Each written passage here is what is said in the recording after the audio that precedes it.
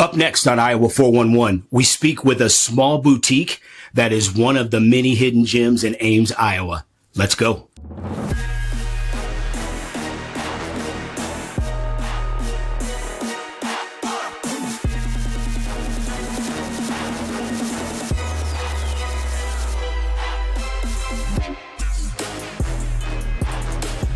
Welcome to Iowa 411, the place where you get the 411 on all things Iowa.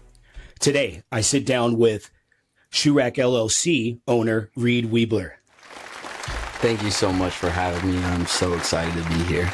Well, good. And Reid, I have to say, I've admired you for a lot of reasons, and just in meeting you and our journeys when I had my store and you were coming up with yours. And, the one thing I want to kind of start off with is what did the concept start with for you? Why was it shoes? Where does the name originate from? Let's just start there first. So after going to Iowa State, I moved out to Denver, and I lived out in Denver for 2 years, and COVID hit. And as many people know, the shoe market exploded, and I started selling shoes in Denver. I still remember to this day, my first shoe ever was the Retro 12 University Gold. Okay. I hit it on the Foot Locker app, reservation, pickup, sold it same day, $75 profit. Okay. And I was like, it's this easy. There you go. I was like, this is awesome. So next thing you know, I start, entering more raffles, start scaling. Eventually, I start making more money selling shoes than I did working my 9-to-5 in Denver. So I was like, you know what? I think I'm going to open up a store in Ames, Iowa. I went to school at Iowa State. There's no shoe stores there. There used to be a Foot Locker at North Grand Mall. Right. I still remember this day lining up at Foot Locker, waiting for the hottest Jordans. The camp out days. Yes. Oh, yeah. Right. Next thing you know, Foot Locker goes away. It closes in North Grand Mall. So where do you get Jordans? Well, you got to drive to Des Moines. And, I was just like, you know what? I'm going to go back to Ames, and I'm going to open up a shoe store there so someone or anyone can have access to getting Jordans locally and not have to drive 45 minutes to Des Moines and, praying that they have the Jordans they're looking for. Right. So, yeah, that's pretty much how I got the idea. So, I quit my 9-to-5. Packed all my belongings up and moved back to Ames, and I created the Shoe Rack. Okay. All right. And was there anything specific that went into the naming of it, or was it just, I love shoes, I'm selling shoes? Was there a message behind it? So it's kind of funny. My very first spot where the Shoe Rack started its journey was a very, very 375 square feet unit. I remember that. I would always joke with people. I would say, it's a closet, It was very small, but we started small, and now we grew to what we are today. And that's how I came up with the Shoe Rack. There you go. Okay. Well, very, very interesting how that all started. And also, I love the fact that you brought it back home to where you started, right? While you were in Denver, when those dreams started to become a reality, you chose to bring it back home. And, what better place than Ames, Iowa as well, too. Home of the Cyclones. Shout out to ISU. All right. So now, for someone who's never been to the Shoe Rack, how would you describe it in one word or one sentence? A hype store. A hype store. Now, let's take that one step further. Okay. What is the definition for our listeners and our viewers of what is considered hype? This day and age, I would say very exclusive items or in-demand items. Okay.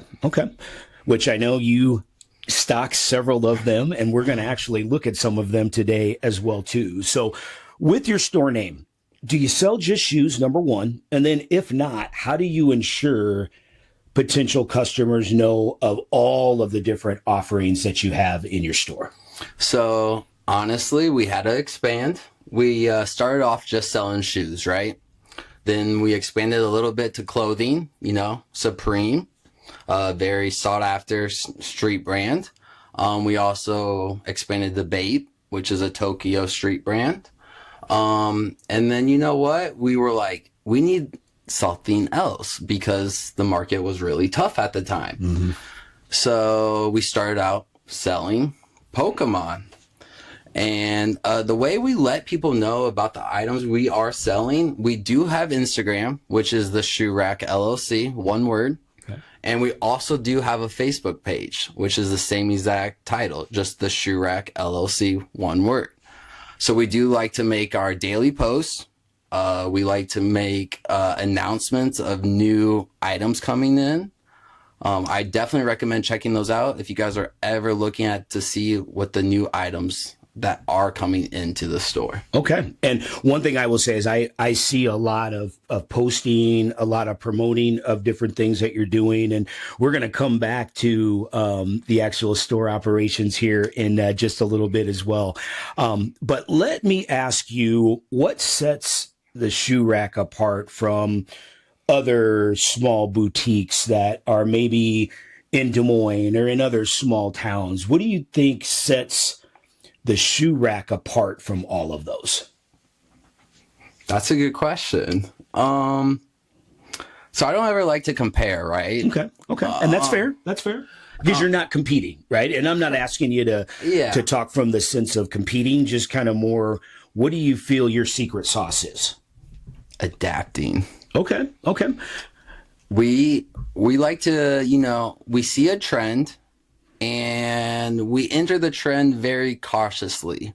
And what I mean by that, we don't full send it. We don't buy as much as possible. We start out small.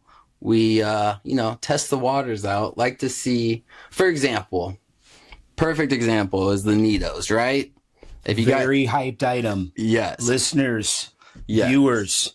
If you guys don't know, a Nito is a squishy that kids love, right? Would I ever thought that the Shoe Rack would be selling Nitos? Not a chance. But like I said, we like to adapt. A couple years back, we were selling Labubus. For people who don't know. That's right. I remember the Boo-Boos. My grandchildren have several of those from you, yours truly. Yeah.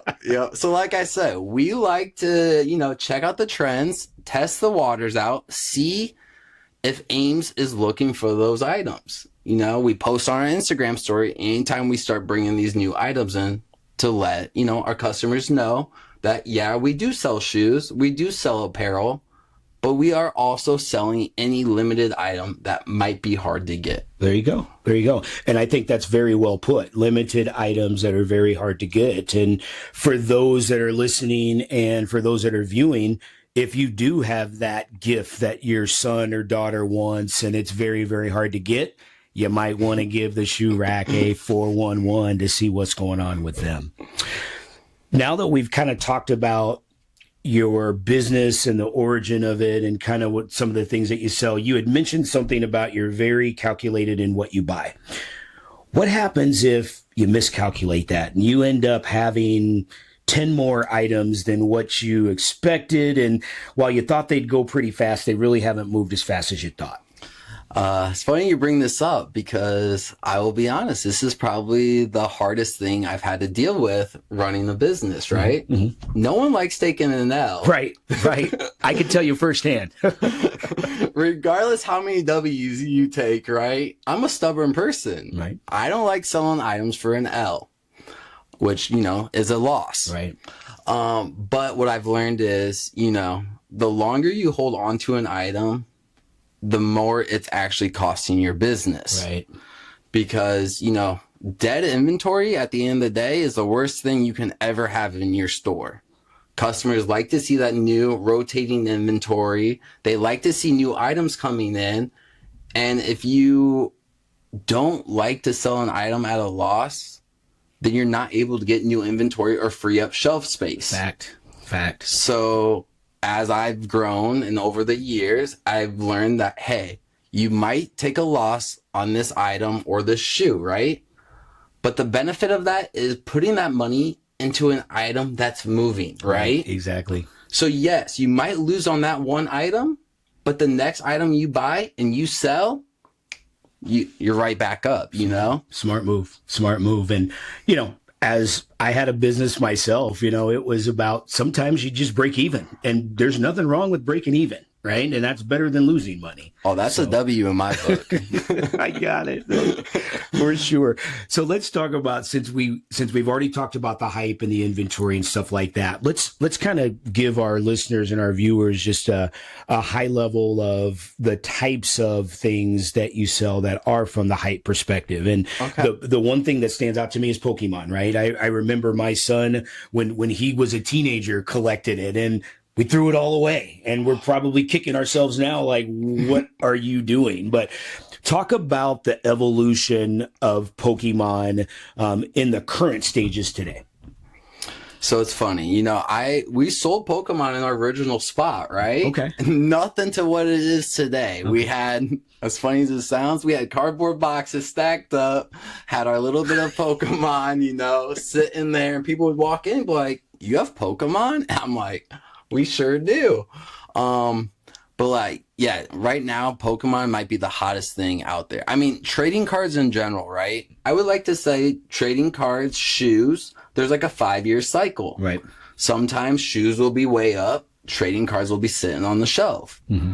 And right now, Pokemon is not sitting on the shelf. Okay.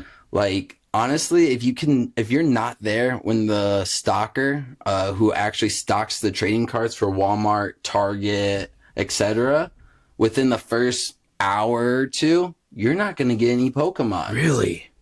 Wow, it's gotten that popular. Yes. Okay. And I've seen quite a bit of it, but I guess you never know when you don't actually do it, right? So, with that said, one thing I've noticed on your Instagram quite a bit are what's called rip sessions, right? And for the listeners and the viewers that don't know what a rip session is, first and foremost, let's kind of talk about from the point they buy the cards, and what does that look like? What does a rip session look like? Start from the very beginning. Okay, so everyone loves a good rip session, and what that means is, say you come in the store, right? Yep.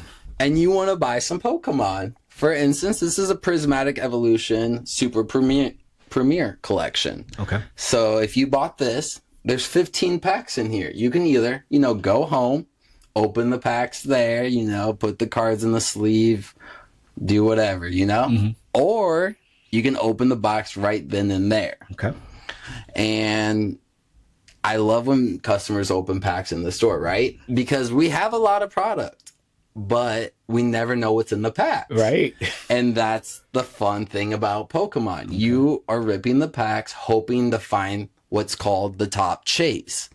And the top chase is worth some serious money, considering what set you are ripping / opening. Okay.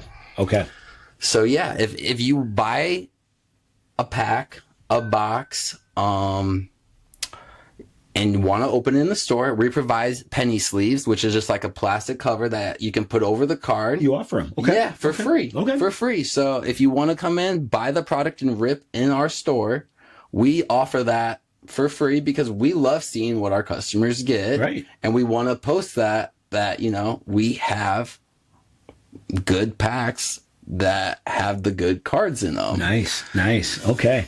And I've seen a lot of those rip sessions. Those have to be very fun for you to watch, right? Especially if someone pulls one of those cards you're talking about. What's one of the craziest outcomes you've seen with one of those, and what did the customer do when they pulled it? This is a great story. So I had a new customer come in, right? Okay. Never been there. Never been there. Okay. He mentioned it was his birthday. And I'm like, oh, okay. And there's a set. Actually, we brought it. It's called Paladin Fates. Okay. Super old, super hard to get, expensive, right? Okay. There's a card called the Bubble Mew. Okay. It goes for like $800 raw. Whew. Yeah. So the kid comes in. I have a box called the Great Tusk EX box.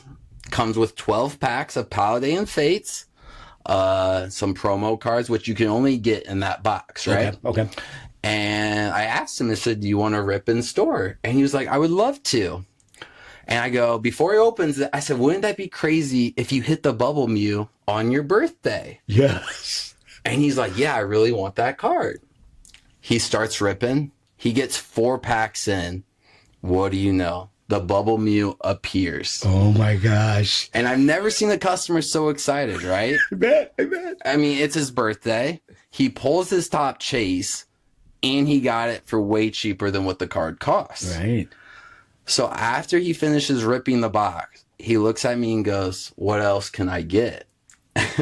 So, you know, he literally spends another $250 and starts ripping, or he didn't actually rip those packs in the store, but he was so ecstatic that he took the packs home and oh yeah, don't know what he got, but hopefully the streak continued. that is so amazing for that to happen, not only on his birthday, but right before your eyes after you said, what if you pulled this particular card? Crazy outcome, but probably fun for you to watch as well too. Yes. So, and that kind of goes into my next question is what is the most rewarding part about owning a store outside of seeing customers pull a card that they want? What's another thing that really makes you feel good about owning a store?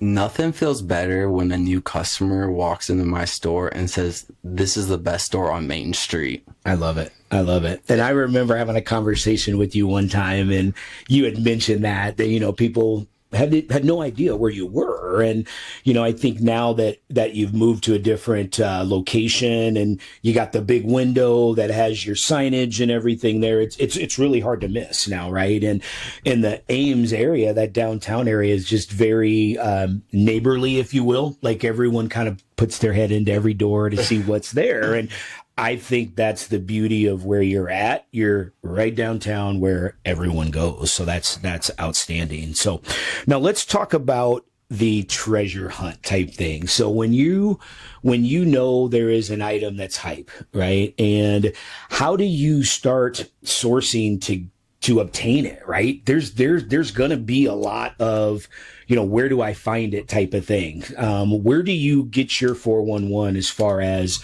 where to look? I mean, because like for me, if you would have mentioned Labubu years ago before it became hype, I wouldn't have even known where to go get it. So, I mean, are there online outlets where you can get these things and stuff like that? Yeah, you know, it's just like anything in life. You like, you know, you start something new and you're like, how do I obtain this item? Right. You know, you start searching for them and, you know, you might strike out for a couple weeks, right? Mm-hmm. But then you start, you know, realizing the trends or, you know, where to obtain these items. Right. And like you asked, you said, how do you know though? And, you know, Discord. Okay. Discord is probably one of our best tools that a lot of people might not even know what Discord is. And all I can say, it's an app you can download just like, you know, Safari or any other app. Mm-hmm. And there's these groups where give you this info about trends and items selling very quickly and giving you insight on where to obtain them and if you're willing to take the risk, right? Sure, exactly. Because that's at the end of the day, you have to be willing to take a risk on something that's hype. Is basically someone is assuming that it's going to outsell itself type of thing, right? Which can be right and it can be wrong. So no, I totally get where you're coming from there. And for those listeners and viewers, Discord is more like a community, like Facebook marketing, right? You could sell different things on Marketplace and things like that. You can do the same thing on Discord as well. Cause I have some experience with it, but not a ton of it, as you definitely well know. So, okay. So how do you build loyalty with your store when your inventory changes on a regular basis, right? So you have regular customers just like everybody else, right? How do you keep them loyal when your inventory is always changing? Or are you using some of the things they like to be a catalyst to the changing of your inventory? I mean, I'll be honest, this is a very good question because, okay, you know, everyone loves shoes, right? Right, absolutely. I love shoes. We're never going to give up on shoes, right? Because we did start out as a shoe store. I still consider us a shoe store. Yes, we do sell Pokemon cards. We sell random items, but deep down, I'll always consider us a shoe store. And And honestly, that has been a hard part because my loyal customers know me as a shoe store. Right. And lately, it is very hard to get new inventory at a reasonable price so everyone can get, a good deal. Right. So lately, it is very hard to get new inventory or new shoes constantly to provide for those sneakerheads. Sure. But lately, what we've started to offer is if there's a shoe you want, you give us a size, the name of the shoe, and we will source it for you. All we ask is you pay half the payment up front. Right. We agree upon a price, obviously, Sure. before we order it or source it. And then once the shoe comes in, we'll gladly text you and you can come pick it up, pay for the rest of the shoe. And then that way, we don't have to worry about keeping inventory in stock due to the market. Agreed. That's a very, very smart thing. And that's how you keep them loyal, right? Because if you source a pair, maybe it's a grail of theirs, right? One that they've tried for over and over and over. Now that the market's down, they're like, okay, now I want it. Well, now you can't find it. But if you're able to find it, I think you're creating even greater loyalty going above and beyond, right? Love it. I absolutely love that. What is the, outside of the birthday and the rip session, what is the most interesting interaction you've had with a customer? And I want you to use a customer that doesn't understand how resale stores work. This is a tricky question. I'm not going to lie. It kind of bases back to the Pokemon, right? Okay. So if you're a card shop or a card store, there's a thing called distribution, right? Absolutely. Where you get the cards shipped straight from a distributor. You get the best prices, and you can sell them for retail. Mm-hmm. Unfortunately, like I said, we're not a card store. We do carry Pokemon. And, when a mom or anyone actually comes in and they ask me prices about Pokemon, some people get frustrated, right? Absolutely. Which I completely understand. It's just like when shoes were super hyped and, you take the L on sneakers every week. Oh, yeah. And now you got to pay double the price just to get that shoe you want to wear. Mm-hmm. It's just like Pokemon. Okay. If you can't wait 6 hours at the store to get your 2 items per person, it can be upsetting. So I have to explain to them that if I had distribution, no problem. We'll give you guys your Pokemon at retail. Right. So it's always a little tricky because we do get some people who are upset about prices. Absolutely. And I just tell them, the market is the market. Oh, absolutely. And in this day and age, there is cost to even have the inventory anyway. And if you can't make anything over the cost of what you're paying, then why are we doing business, right? Yes. So I totally get that. I get both sides of it, right? Because I get the grandma, the mom that's coming in to buy school shoes, and they're like, well, I can get these on Nike for $100. Well, yes, but no, because they're not available for you at Nike. So here is your option here as well, too. So I love that part of it. And then when we talk about the shoe piece of it, what do you think? Where do you think the shoe market's going to go?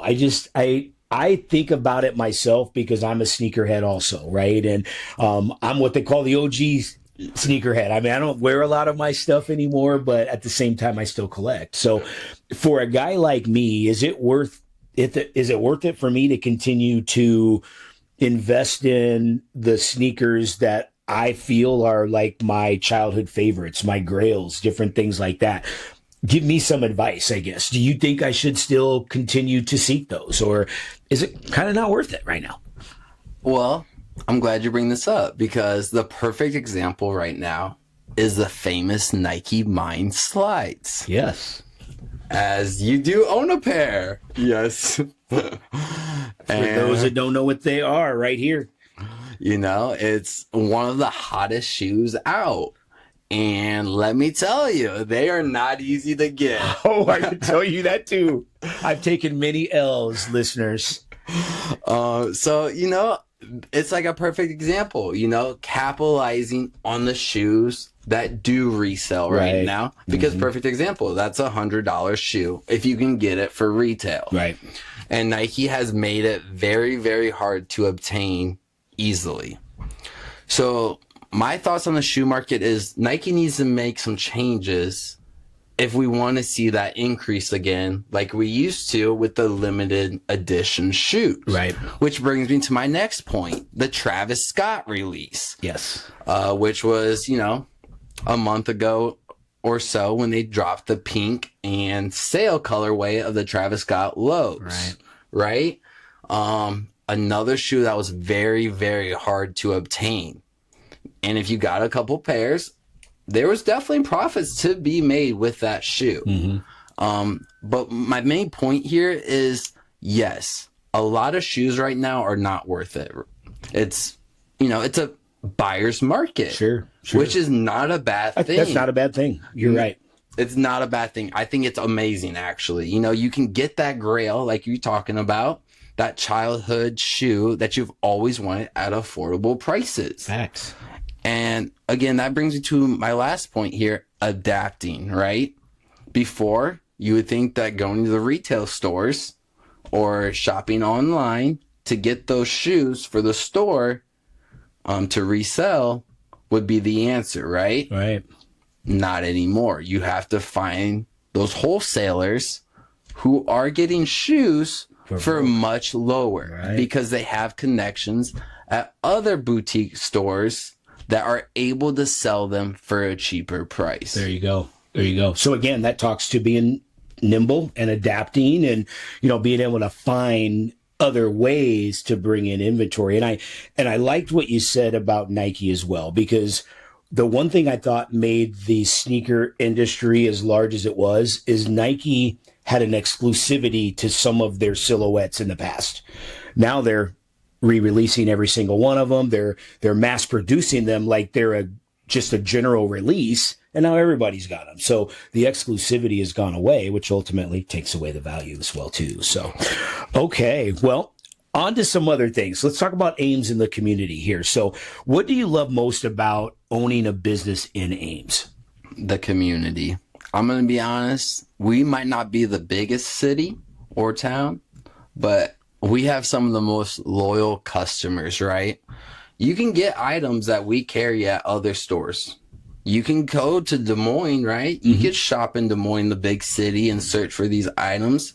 But over the years, I've noticed that Ames really does love small businesses. I love hearing supporting local. That's what this podcast is all about. Supporting local, promoting local as well too.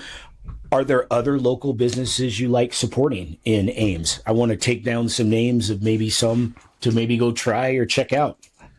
Yeah, I mean, there's so many great businesses in Ames, Iowa.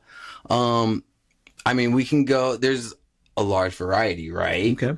So I've noticed you do all types of businesses. Like my favorite is my next door neighbor, the Downtown Deli, right? Okay, Downtown Deli. Okay.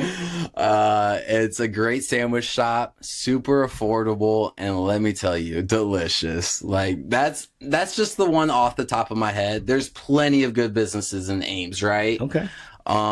We are pretty busy, running the store. I do it by myself. So I was going to ask that. Okay. Oh, okay. So you do run it by yourself. And what are your hours? What are your days of operation and your hours of operation? So we are open 6 days a week. Okay. Sunday we are closed. Okay.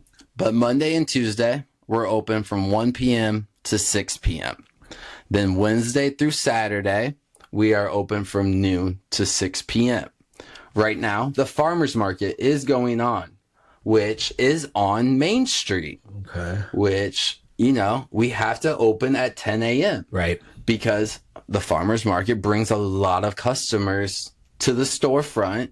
And for people who might have never seen my store before, right. If I'm closed till noon, the farmer's market's over by then, Mm-hmm. right? Mm-hmm. So again, another change we've made this year was opening during the farmer's market on Saturday. Okay. So we're open from 10 to 6 on Saturdays while the farmer's market is going on. Okay. Have you seen a lot of new customers as a result of that? Yes. And let me tell you one thing about switching products, right? Mm-hmm. Hitting all ages. Yes. Is probably the most rewarding thing I've noticed when selling a new product. And what I mean by that is selling Nitos, I've never seen something spread like wildfire. Oh my gosh, yes. Little kids talk. Oh, yeah. Right? Mm-hmm. Right? It's so funny when little kids would come in the store, you know, and be like, hey, I'm going to gatekeep your store. I'm not going to tell my friends where I got Exactly. all the Nitos. Oh, I know that. And like I said, it would just make me laugh. And I'm just like, wow, I would never expect this when I opened the shoe store 4 years ago, just selling sneakers, right? Mm-hmm. Because I'm having, you know, any age, like literally 6 years old all the way up to, you know, 13, which I'm going to be honest, that wasn't the normal audience for the shoe rack. Right. Oh, exactly. I remember when you first started, it was all adults or hype-seeking teenagers type of thing. College kids, you know. Right. Wow. That is quite the story. So we talked about Shoe Rack and the name and how you describe it. If someone gave you a blank billboard to promote Shoe Rack, what would it say? So this is one of my favorite things I've came up with, right? Okay. One of my good friends, right? Love him to death. He helps me and never asks for anything. He's helped me since day one, right? Okay. And he always jokes with me. He's like, you're the problem. And you know what I always respond with? I'm the problem solver. And you guys might be wondering, what do you mean by that, right?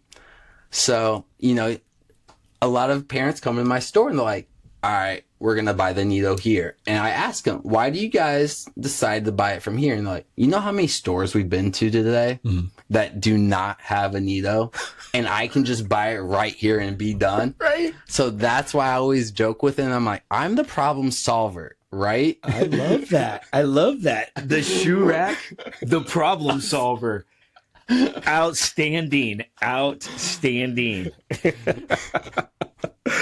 Oh, okay. So let's talk about how listeners can support you that don't know who you are. So you talked about the IG. What's your address again? Let's let the listeners know that. We are located at 328 Main Street, Suite 130, and that's located in Ames, Iowa, 50010. You can also follow him at the Shoe Rack LLC. And then what is your Facebook handle? It's the same as well, the Shoe Rack LLC. Shoe Rack LLC. Okay, so for all the listeners, you've been informed. For those of you that have hype-seeking teens or anything like that, this is the guy that you need to talk to because he's going to have what you want or he's going to have that problem solved for you as well, right? Okay, so let's talk a little bit more now about the logistics of your store. So like when you walk into the store, we're going to try and get some video so we can show the viewers and the listeners, but like you have shoes all over the wall. I mean, what does the aesthetics of the building look like? So it's funny you say that, right? Because we have Pokemon posters on the window. Okay. And so when you first walk in, right, you open the door. All you can see is shoes, right? Okay. So you know how many people walk in the store and go, this is the wrong store. Right. And we have a magic store, right? Right next door. Great guy. If you guys are looking for magic. When you say magic, like tricks. My bad. The trading card game. Oh, okay. So I didn't even know what that is. Yep. So it's another trading card game, which we don't carry, right? Okay. But when you type in Google Pokemon cards, Shoe Rack doesn't really, we're not the top of the list. For some reason, this magic store is. But the owner and I, you know, we came to a great agreement. If anyone comes in looking for Pokemon cards, he's sending them my way. Oh. So it's so funny. Like, back to my main point is, so when you open my door, right, there's shoes all on the wall. That's all you can see. And then, you take a right, and then you can see all the Pokemon. Okay. But the view is kind of cut off. So if you open that door and you don't walk into our store, you're not going to see the Pokemon. Okay. So it can be confusing. So they'll open the door and they're like, oh, this is a shoe store. Close the door, walk over to the Magic store, because they think that's like our windows are part of the Magic store. It's kind of confusing, but if you saw the storefront, it would make a little more sense. Sure. And then next thing you know, they come right back and they're like, oh, this is the right spot. So turn right when you come in the door. Yes. Okay. Yeah, because like I said, we got shoes all over the wall. And then, you take a right, we got display cases. And then on that back wall is where all the Pokemon's displayed. Okay. And then, you walk in, take a right. And then you can also take a left where we have, our Bape, our Supreme clothing. And then we have more shoes. So we have our grade school up front / women's sizes. And then further back in the store is where we keep our men's. Okay. Being in Ames, and I'm not asking for names or anything like that, but do you see athletes come in? Yes, we do. And honestly, I'm so thankful for them because they do love supporting small businesses. And at the end of the day, they're just an average person looking They're people to get, just like us. Yes, looking for shoes and wanting to support local, right? I've had some pretty big people come through the store and they're willing to repost me. No questions asked, right? Mm-hmm. Which, again, gives me that more exposure for people who don't know that I exist. Sure. So I'm super, super thankful for all the athletes that come through and want to support the store. Good.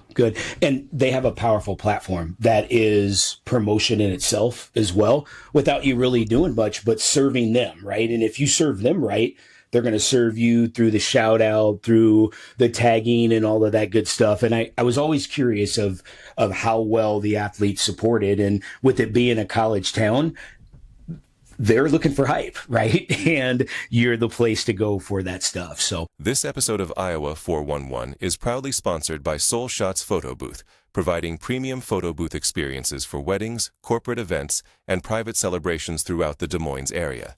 Enhance your next event with customized photo experiences at soulshots.com.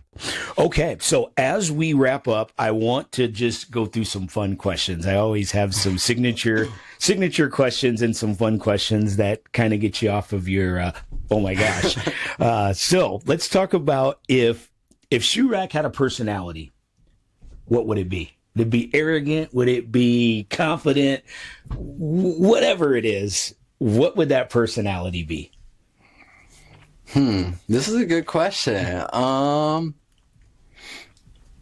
little bit of confidence, right? Okay. Because anyone that is running their own store, business can get tough, Absolutely. right? Absolutely. So if you're not confident in yourself, how do you expect your store to be confident, 100, right? 100%. But we also like to say we are kind. There you go. Like, we try to give our customers the best prices. Regardless of what we're selling, we are trying to give you guys the best deal while being able to get the item as fast as possible. There you go. Confidence and kind. I love it. Favorite local coffee shop? Favorite local coffee shop? I'm going to have to say the Vinyl Cafe, which is on Main Street. The Vinyl Cafe. Okay, that is one I have not heard of, so I may be stopping in there myself. Okay. What is one shoe trend you never thought would come back, but it has? A shoe. It's so hard to say right now because can we say any trends back right now? Well, no, you're exactly right. You really can't. I will say the one for me, just to kind of talk, just because I'm a sneakerhead too, is Reeboks. Reeboks are now coming back. I would have never thought after the Allen Iverson and Shaq, but they go and buy it. So now they're bringing it all back. And, while it hasn't done the numbers that I think they maybe expected it is doing a little bit better than what I thought. I'll be honest. You know what? Thank you for bringing that up. I would have to say Adidas. Okay. Just because the jellyfish. If you guys don't know what the jellyfish Addy stars are, make sure you look those up. Super, super exclusive, right? But talk about hype. Oh, yeah. And limited quantities. Yes. Your boy here is taking L's on every single one of them. It's the new shoe by Pharrell Williams. So for those who don't know who he is, he's the Louis Vuitton fashion director as well, too. But he has created a very sought-after Adidas. Very, very hard to get. Extremely exclusive, expensive, but great profits on it as well if you happen to get lucky and hit one of those as well, too. So, okay. So is there another Iowa business that you'd like to see featured on Iowa 411? I'll be honest. Right now, at the top of my head, I really can't think of one. But I think any business coming on 411 is just a great opportunity, because I want to say, yes, we've been in business for, a good amount of time. Absolutely. But you know how many people come into my store every day and go, when did you guys open? So any exposure for any small business, and being able to come on here and talk about it, I highly, highly recommend. And if I do think of a business, I will for sure shoot you over a text, because like I said, I'm super, super thankful to be here. And as you know, you've helped me quite a bit on my journey, right? And I just personally couldn't be more thankful. And you're very welcome. And as he said, me and this guy go way back, and that's the reason why he's one of the very first ones to actually come on here. And because I enjoy seeing what you're doing, and you're doing great things. And as we wrap up, what I want to do is, what advice would you give a up and coming entrepreneur in starting a resale business? My first advice is, don't worry about your margins, right? The first thing in business you need to learn is, if you can buy an item and sell it in the same day, you gotta perfect that, right? Once you perfect being able to buy an item and sell it in the same day, that shows you that you can scale, right? Because you might only make $2, right, off that item. And a lot of people are like, oh, that's not worth it, right? Only $2. But if you really think about it, sit back and you're like, oh, if I could get 100 of these, right? And I can sell 100 in the same day, you make $200 profit. I mean, to me, that's worth it. Sure. So when you first starting out, just reselling, doesn't matter what you're reselling, right? I see people go to the outlet shoe store, right? Right? They're buying, and they're able to sell them no problem. Would I do that? I mean, I'm not against it, but right now I'm not doing that currently. So my best advice is, honestly, find out what works best for you. Right. Stay in your lane. And what I mean by that is, don't worry about what, the guy next to Counting you. somebody else's pockets. Yes. Stay focused and everything else will follow. Yeah. Great advice. And I couldn't add much more to that either, other than be smart. Don't overspend. Know what you have, but have a plan for anything that you have coming in. Right? Exactly. So with that said, I want to thank Reid Weibler for coming on today, and want to continue to wish the Shoe Rack LLC all the luck. And definitely, I will continue to support you, and I will continue to shout you out to my friends that are in the Ames area, or anyone that's looking for anything hype. So as we wrap up today, I just want to say thank you to all of the listeners and all of the viewers. This is Claude Wilkins, your boy, and this is Iowa 411, the place where you get the 411 on all things Iowa. Until the next one.